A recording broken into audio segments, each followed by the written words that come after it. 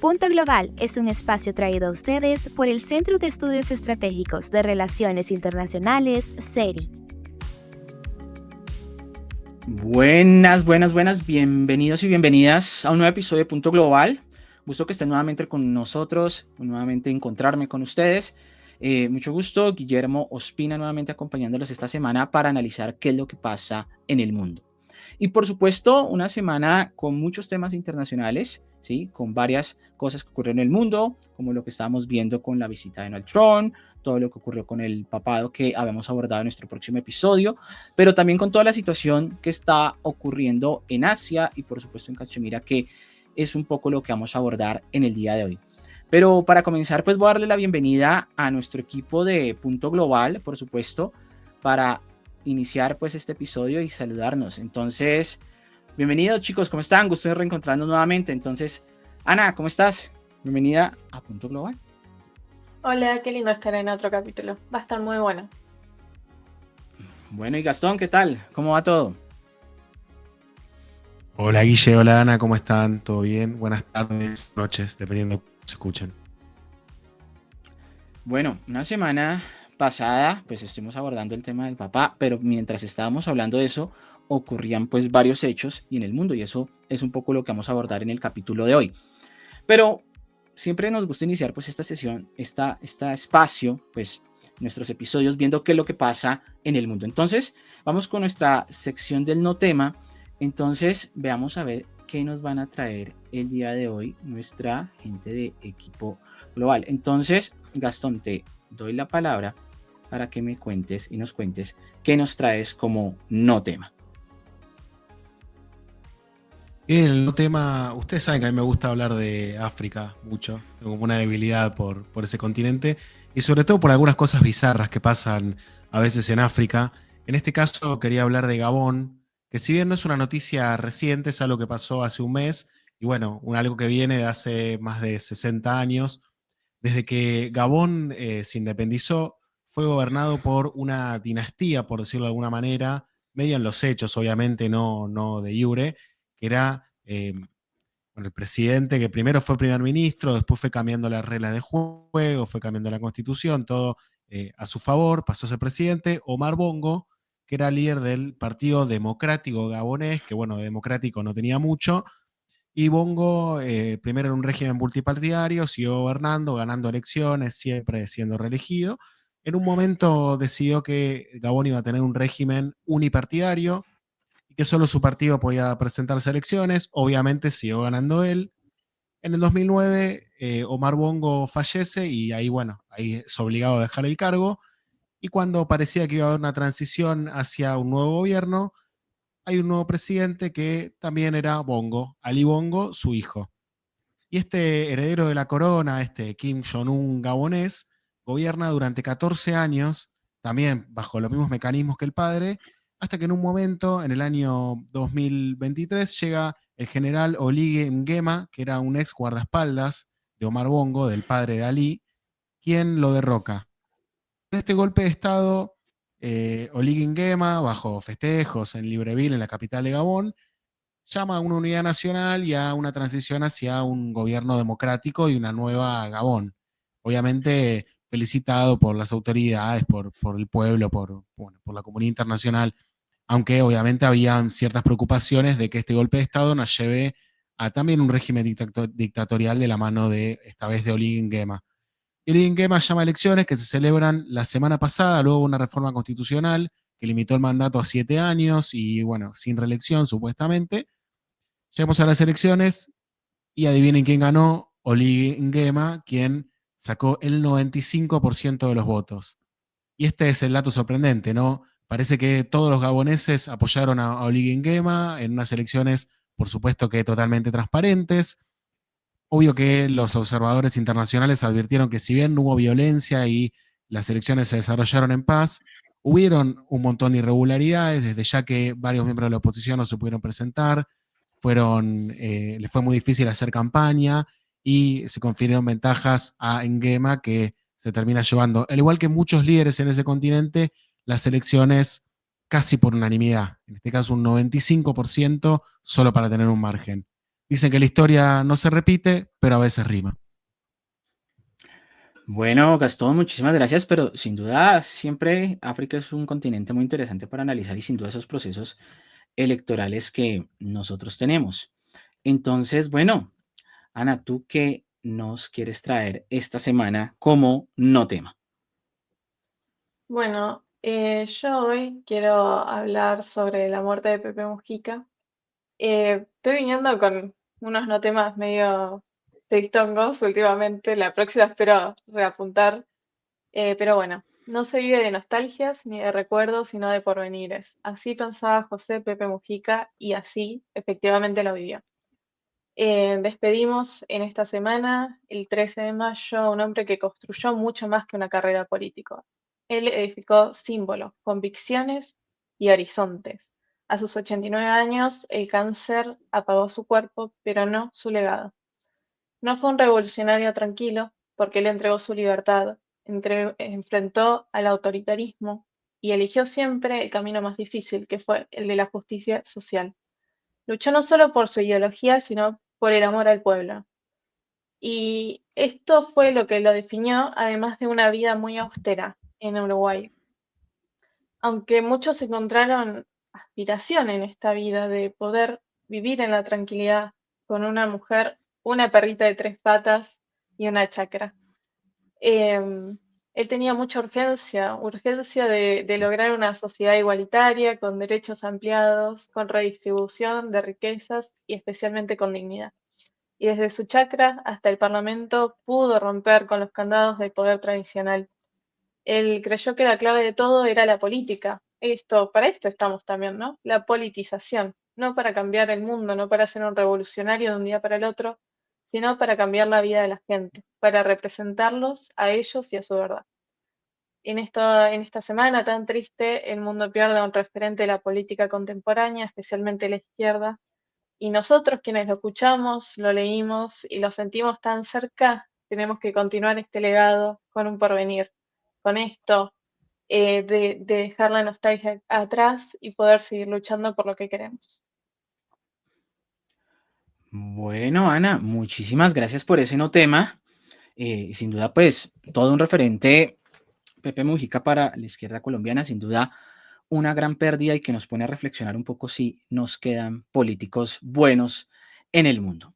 Entonces, bueno, con esto vamos a dar comienzo a nuestro episodio del día de hoy con una gran invitada que nosotros tenemos, que nos va a estar acompañando y que nos va a ayudar a analizar un poco nuestro tema de la semana, de lo que ha ocurrido, de los hechos que vimos la semana anterior en un rápido intercambio que nosotros teníamos.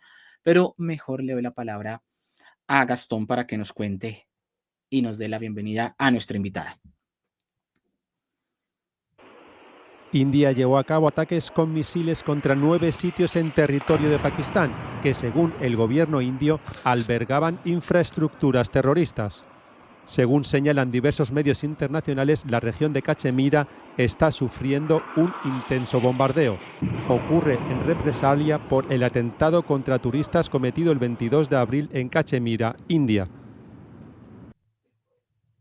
Durante las últimas 3 semanas, las relaciones entre India y Pakistán, dos naciones históricamente enfrentadas y con capacidad nuclear ambas, han vivido uno de sus momentos más tensos en décadas. Todo comenzó con un atentado terrorista en el que murieron 26 personas, en su mayoría ciudadanos indios, en la disputada región de Cachemira. Desde ahí, los temores de una guerra total se desataron. India suspendió un importante tratado de aguas y atacó infraestructura que denominó como terrorista en territorio pakistaní. Su vecino tomó represalias y hubo un fuego cruzado. Esta semana se alcanzó un cese de hostilidades mediado por los Estados Unidos. Las tensiones aún persisten. Para ayudarnos a entender esta compleja situación, nos acompaña en esta edición de Punto Global Sabrina Olivera, que es magíster y doctoranda en Relaciones Internacionales, especialista en Asia Pacífico e India y coordinadora del grupo de trabajo sobre India del CARI. ¿Cómo estás, Sabrina? Bienvenida a Punto Global. ¿Ahí me escuchan? Perfecto. ¿Qué tal, chicos? Muy buenas tardes o buenas noches o buenos días. Muchas gracias por la invitación. No, gracias a vos por conectarte. Para comenzar, contanos un poco cómo se desarrollaron las tensiones, qué fue lo que pasó en estas 3 semanas, ¿Estuvimos al borde de una guerra total? ¿No fue tan así? ¿Qué es lo que pasó y cómo nos encontramos hoy en día con esta situación? Bueno, la verdad es que el puntapié de todo este conflicto se da en función de lo que vos mencionabas anteriormente, ¿no? Un atentado que se produce el 22 de abril en la parte administrada, en la parte de Cachemira, en la región de Cachemira, que está administrada por India, una zona turística de no tampoco muy fácil acceso. En ese atentado fallecen 26 personas, 25 indios y un nepalí, y en función de eso, India realmente adopta esto como un ataque y establece una retórica en la que define muy claramente que los responsables de este atentado iban a ser identificados y que iban a ser castigados. Entonces, en función de eso, estaba la verdad que la cuestión bastante tensa porque India le adjudica, por supuesto, este atentado a Pakistán, que es su vecino y además es un país con el cual mantiene toda una historia de diversos enfrentamientos armados desde la independencia en 1947. Entonces adopta medidas de tinte diplomático, como por ejemplo revocar algunas visas de pakistaníes que estaban en territorio indio o declarar persona no grata a pakistaníes que se dedicaban al ámbito de la defensa, que estaban en India y que debieron abandonar el territorio indio también en término de 48 horas. Y esto que mencionaban también, que es muy importante, y es la suspensión del Tratado del Río Indo. El río Indo pasa también por Pakistán y India, al suspender este tratado, deja sin agua a Pakistán y Pakistán tiene una economía netamente agraria, entonces realmente esto la complica y mucho y esto es un acto de guerra considerado para Pakistán. Entonces, en función de eso, digo, después de como esa tensión que se vivió hasta el 7 de mayo, el 7 de mayo India finalmente despliega lo que se llama la Operación Sindur, y ahí ataca los campamentos que considera de terroristas en la Cachemira administrada por Pakistán, y esta tensión escala muy rápidamente entre el 7 y el 10 de mayo. Fue muy preocupante porque tanto India como Pakistán tienen armas nucleares, entonces siempre eso es una preocupación, ¿no? Porque en la medida en que eso escalase demasiado, se temía que alguna de las partes empleara ese tipo de armas, lo cual de todos modos, digo, no le conviene a nadie y es sumamente peligroso y no le conviene no solo a estos dos países, sino a la región, sino al mundo, ¿verdad? Hasta que el 10 de mayo se logra este cese el fuego, un poco controvertido si se da en función de la intermediación de Estados Unidos o no, ¿verdad? Pero lo cierto es que a partir de ese momento se logra la desescalada y ahí estamos expectantes a ver qué es lo que sucede. Bien, Sabrina, vos nos estabas diciendo que esto ya tiene un contexto histórico, ¿no? Desde, podemos decir, la independencia. ¿Nos podés comentar un poco de ese contexto, de algunos puntos Sí, clave para comprender? sí, es fundamental para comprender esto. En realidad, India y Pakistán formaban parte de lo que era la corona británica. El Imperio Británico estaba sobre el subcontinente indio y estos dos países formaban parte de eso. Lo que sucede en 1947 es que se logra la independencia de India y la creación del Estado de Pakistán. A este fenómeno se lo denomina la famosa partición, ¿no? Porque se parte el subcontinente indio, queda por un lado Pakistán, que es una república islámica, y por el otro lado queda India. Una partición que se da no en términos pacíficos, muy por el contrario, al haber sido erigida como una república islámica en Pakistán, la mayoría de los hindúes que habían quedado de ese lado migran hacia India y los musulmanes o la mayoría de los musulmanes que habían quedado del lado de India migran hacia Pakistán. Estas migraciones cruzadas que se dieron de una manera muy violenta, con lo cual a partir de ese momento ya hay un conflicto identitario entre ambos países. Y además persiste una región en disputa entre ambos países, también con China, pero vamos a dejar a China a un costado por el momento, y esta región en disputa es precisamente Cachemira. Entonces, a partir de la intervención de Naciones Unidas en el año 49, se establece después una línea de control, que es el punto fronterizo entre la Cachemira administrada por Pakistán y la Cachemira administrada por India. Esta línea de control, que es muy precaria, permanentemente es violada tanto por India como por Pakistán, esas las acusaciones cruzadas que se dan. Eh, y a partir de Cachemira se han visto enfrentados los dos países en conflictos armados en tres oportunidades desde 1947. Y además también, y me parece fundamental establecerlo también como antecedente de lo que está pasando ahora, y es que en el año 2008 se produce un atentado en la ciudad de Mumbai, en India. Son una serie de atentados, en realidad, que se dan de manera simultánea, e India acusa a Pakistán de que estos atentados fueron organizados desde su territorio. India por lo menos logra probar que los responsables estaban en suelo pakistaní. Uno de estos responsables estaba en Estados Unidos, y Donald Trump en febrero, cuando asume, tiene un primer gesto con India, que es extraditar a India a este personaje. Entonces, cuando uno vio esa extradición en febrero último y de repente advertimos que en abril, el 22 de abril, se produce este atentado, bueno, podríamos interpretarlo todo como dentro de un contexto, sin perjuicio de que Pakistán como nación niega terminantemente haber tenido injerencia o algún tipo de participación en este atentado del 22 de abril. Bueno, Sabrina, y tú colocas el tema precisamente del rol que tiene Pakistán en el momento. Y un poco lo que hemos visto del conflicto es que Pakistán ha promovido, o en cierto modo se le acusa de haber promovido, no solo, digamos, la creación de unos grupos islamistas, sino además de eso, pues la promoción de los servicios de inteligencia de Pakistán han sido como actores muy relevantes, digamos, dentro de este conflicto. Entonces, un poco como, ¿qué nos puedes contar como de ese frente, esos frentes de resistencia que se hacen, los que se atribuyen este atentado? Sí, como cómo es esa relación que hay más o menos con Pakistán. Bueno, Pakistán tiene un gran problema, y es que, digamos, dentro de su historia tiene un hito, que es que Osama Bin Laden estaba en su territorio, pese a que siempre había negado esta condición. Entonces, a partir de ese momento, ¿no? Como Estados Unidos lo menciona como un santuario para los terroristas, y esa también es una retórica que, por supuesto, apoya a India en relación a eso. Particularmente, hay dos movimientos radicalizados. Uno es Lashkar-e-Taiba y el otro es Mohammed. ¿El problema cuál es?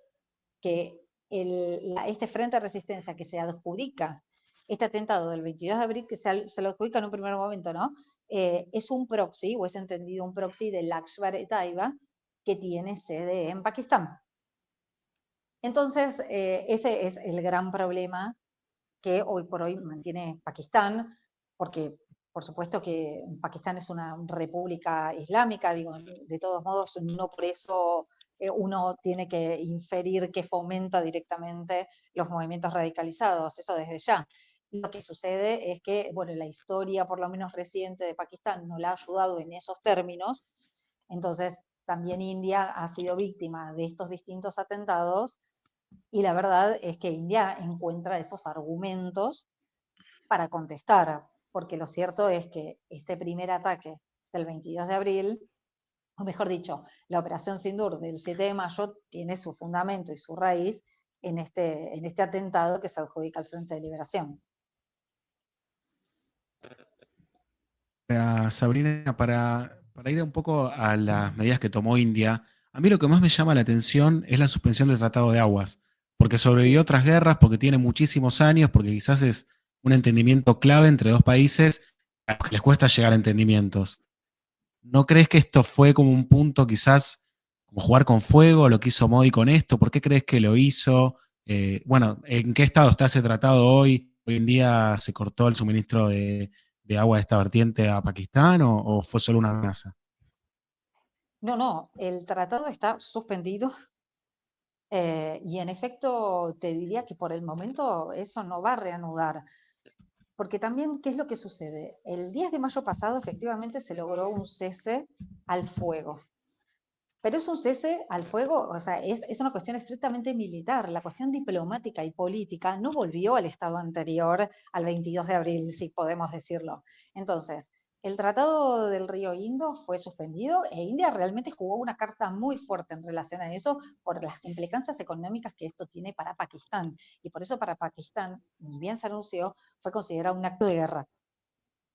Ahora bien, por el otro lado, también India ahora, más allá de la desescalada en términos militares, acaba de decir en estos últimos días que solamente va a hablar con Pakistán para hablar del terrorismo, o en su defecto para hablar de la región de Cachemira, no de otros temas.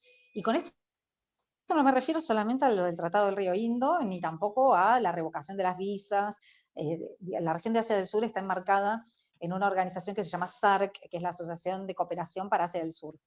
Entonces, en el marco de la SARC también se daban unas visas y esas visas están revocadas. Entonces, ya no tiene que ver solamente con eso, sino también incluso con el comercio. O sea, no tener comercio con tu vecino es una complicación.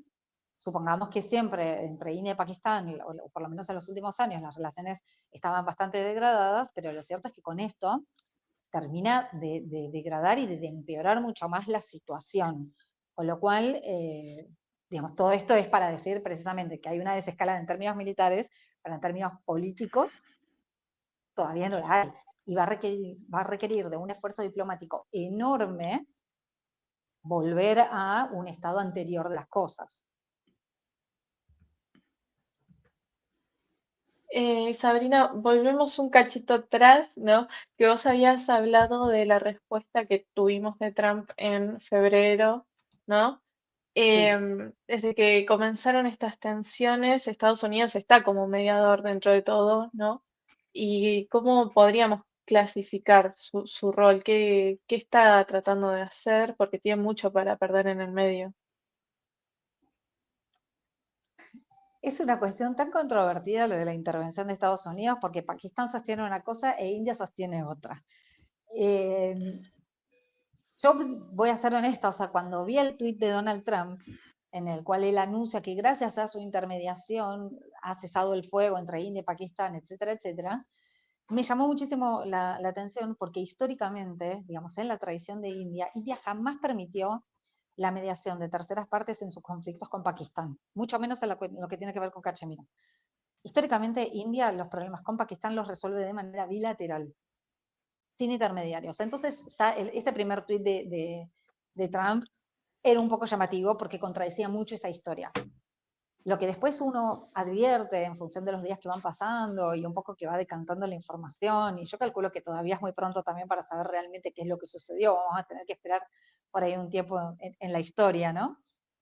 Y es que Pakistán le agradece a Estados Unidos esta intermediación, pero India dice, no, Estados Unidos no intervino, lo que sucedió es que el 10 de mayo yo bombardeé, o sea, India bombardeó bases aéreas en Pakistán, y es la propia Pakistán la que levanta un teléfono y dice, desescalemos este conflicto porque yo no tengo la capacidad de respuesta para esto. Esa es la versión india.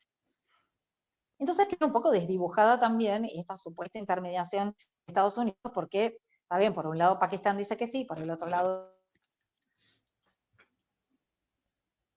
el tema del comercio. Una de las cosas que dice Trump es, chicos, tenemos mucho que comercializar con ambas partes, ¿no? Tanto como con India como con Pakistán. E India dice, el tema del comercio nunca jamás se puso sobre la mesa en esta cuestión. Y por el otro lado, también una de las versiones que corren es Pakistán como un país que tiene préstamos con el FMI. Bueno, tal vez hubo ahí algún tipo de condicionamiento en cuanto a, bueno, asumamos esta desescalada en función de que vamos a necesitar también recurrir a Estados Unidos para lograr un acuerdo con el FMI.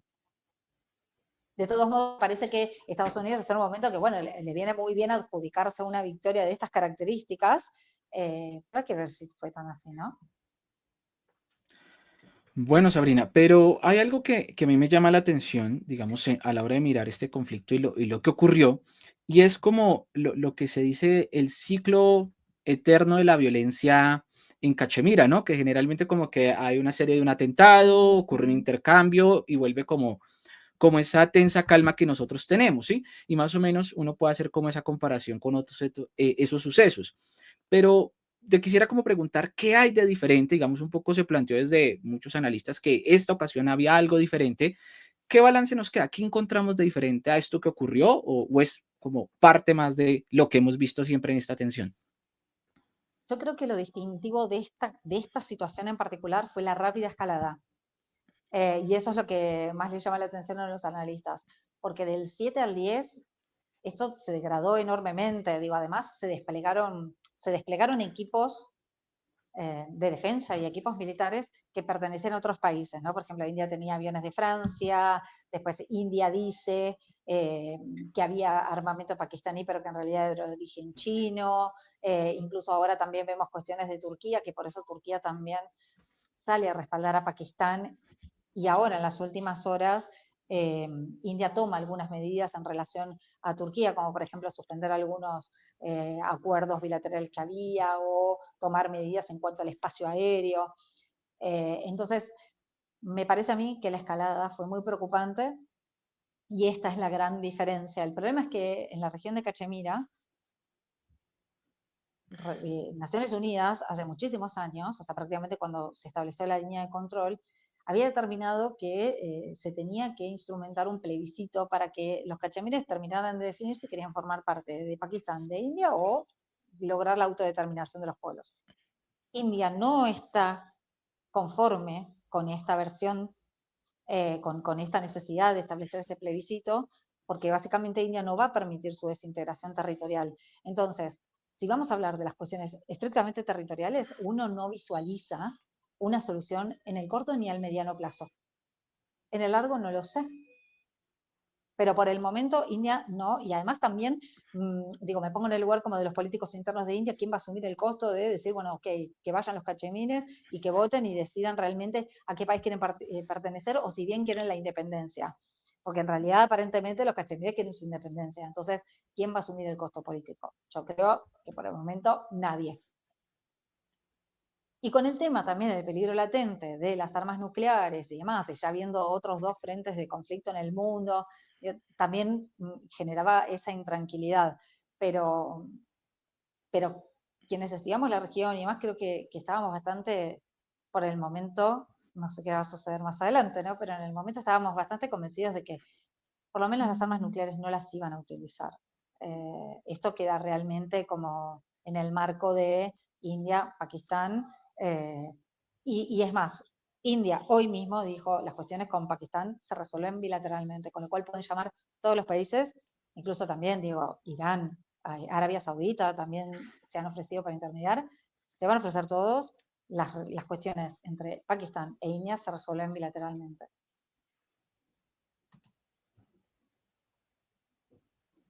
Ahora, entre todos estos actores que nombraste, uno que tiene intereses directos, territoriales en Cachemira, es China. ¿Qué rol está teniendo? ¿Qué rol tuvo en este conflicto y qué podemos esperar de China en el próximo tiempo?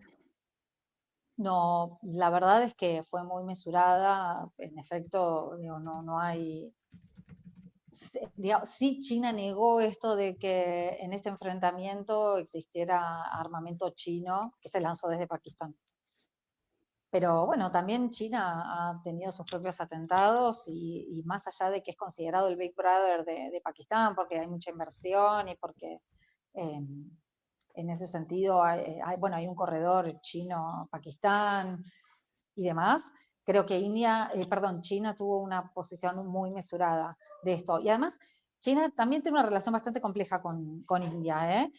Es una relación agridulce porque tiene muy buenos vínculos con relación, por ejemplo, al comercio, pero lo cierto es que en términos limítrofes también hay algunos puntos de conflicto. Pero en este caso, China, por lo menos que se sepa públicamente, no tuvo manifestaciones al respecto. Bien, y para ir cerrando este capítulo súper interesante, aunque capaz que queda medio retórica la pregunta, para poder hacer bien el cierre, queremos saber qué esperamos de este conflicto. ¿Va a seguir escalando? ¿Se va a poder llegar a una negociación bilateral con lo que estuvimos hablando? ¿O eso es lo que esperamos? ¿O va a seguir en aumento la tensión? Daría la sensación de que va a ir bajando. Con esto no significa, chicos, mañana pasa algo y quedó en evidencia total, ¿no? Pero, a ver, por lo menos esta desescalada es real y es concreta. En términos políticos y diplomáticos sí puede ser que demore más. Y estoy convencida de que va a demorar un poco más. Pero por lo menos en términos militares yo creo que ya hay un freno y por lo menos el canciller pakistaní acaba de anunciar que hasta el 18 de mayo este cese existe. Vamos a ver qué sucede después del 18, pero no le conviene a nadie mantener, ¿no? Y que esto se prolongue. Bueno, Sabrina, pues muchísimas gracias por habernos acompañado en este episodio de Punto Global y habernos dado pues esa perspectiva tan general de lo que ha sido este conflicto y que sin duda pues nos ayuda a comprender más o menos qué tan cerca estuvimos de un conflicto nuclear como se colocaba en los titulares. Creo que es muy importante también comprender esto. Entonces pues Sabrina, muchas gracias por habernos acompañado en este episodio de Punto Global. Muy agradecida a ustedes y para lo que necesitan. Y bueno, esto ha sido todo por este episodio de Punto Global y pues así finalizamos nuestro episodio. No sin antes, como siempre, invitarlos a que nos sigan en las redes sociales del SERI. Ya pueden ahí encontrar nuestros reels donde pueden ver parte de lo que nosotros estamos publicando y de los episodios de Punto Global. También, por supuesto, como siempre, los invito a unirse en la comunidad del SERI, donde nosotros vamos a estar pues enterándonos de todas las actividades que se realizan en el SERI, como los capítulos de Punto Global, las publicaciones que nosotros hacemos, los seminarios y las demás actividades que nosotros tenemos. Y eso sería un poco lo que quisiera contarles. Entonces, como siempre, hacer una recomendación que me parece importante. Si a usted le gusta este proyecto de Punto Global, pues los invito en su plataforma de podcast, en su favorita, comenten, puntúenos, califíquenos, que eso es tal vez la mejor forma que puede apoyar este proyecto. Entonces, dicho esto, pues por esta semana despido a nuestro equipo de Punto Global, que nos encontramos en una próxima semana para ver qué es lo que está pasando en el mundo. Entonces, Ana, nos vemos la próxima semana en Punto Global. Nos vemos la próxima y nos dejan abajo en la caja de comentarios todo lo que esperan del podcast, lo que quieren que hablemos, qué les parecen los no temas, su parte favorita, lo que sea. Y bueno, Gastón, hasta la otra semana, nos vemos en Punto Global. Muchas gracias, Guillermo, Ana y Sabrina. Nos vemos la próxima semana. Bueno, entonces esto ha sido todo por hoy. Nos vemos la próxima semana. Mi nombre es Guillermo Ospina, director académico del SERI, y nos encontramos próximamente en un nuevo episodio de Punto Global. Recuerden que pueden encontrarnos en las distintas redes sociales. En Instagram como seri.global, en Facebook como SERI Global, en Twitter o X @seri6 y en la web en www.seriglobal.org.